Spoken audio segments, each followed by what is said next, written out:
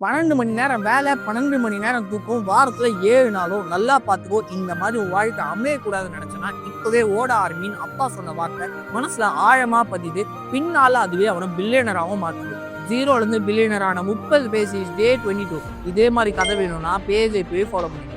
1958 பென்சில்வேனியால பிறந்த மார்க் கூபன் ஒரு நாள் அப்பா கிட்ட போயிட்டு எனக்கு ஒரு பாஸ்கெட் பால் ஷூ வேணும்னு கேட்கிறான். நீயே சம்பாரிச்சு வாங்கிக்கோன்னு அப்பா சொல்ல, அந்த சின்ன வயசுலயே கஷ்டப்பட்டாதான் நமக்கு தேவையானது கிடைக்கும் தெளிவா புரிஞ்சுக்கிட்டு பணத்தை சம்பாதிக்க சின்ன சின்ன பொருட்களை விற்க ஆரம்பிக்கிறாரு. ஸ்கூலை முடிச்சுட்டு பிசினஸ் சப்ஜெக்டா எடுத்து காலேஜும் படிக்கிறாரு. முடிச்சதும் கிடைக்கிற வேலையெல்லாம் செய்யறாரு. ஆனா எந்த வேலையும் ரொம்ப நாள் நீடிக்கல. நம்ம வாழ்க்கை எல்லாரும் மாதிரி சாதாரணமா இருக்கக்கூடாதுன்ற எண்ணம் மனசுல ஓடிக்கிட்டே இருக்கு. அப்போதான் ஒரு கண்ணில் கம்ப்யூட்டர் படுது. ஒரு கம்ப்யூட்டர் கடையில வேலைக்கு ஜாயின் பண்ணி கம்ப்யூட்டரை பர்ஃபெக்டா யூஸ் பண்ண கத்துக்கிறாரு. அதனாலே அவருக்கு ஒரு பெரிய கிளைண்ட்டும் கிடைக்கிறாங்க. ஆனா கொஞ்ச நாளா அந்த கடை ஓனர் அவரை ஃபயர் பண்றாரு. இதுக்கு மேல நம்ம யாருக்குமே வேலை செய்யக்கூடாதுன்னு கம்ப்யூட்டர் நாலேஜ் மட்டுமே நம்பி மைக்ரோ சொல்யூஷன்ஸ் ஒரு கன்சல்டிங் ஸ்டார்ட் பண்றாரு. 7 வருஷம் உழைப்புக்கு அப்புறம் அந்த கம்பெனியை $6 மில்லியன் வித்து 32 வயசுல அவர் மில்லியனரும் ஆகுறாரு.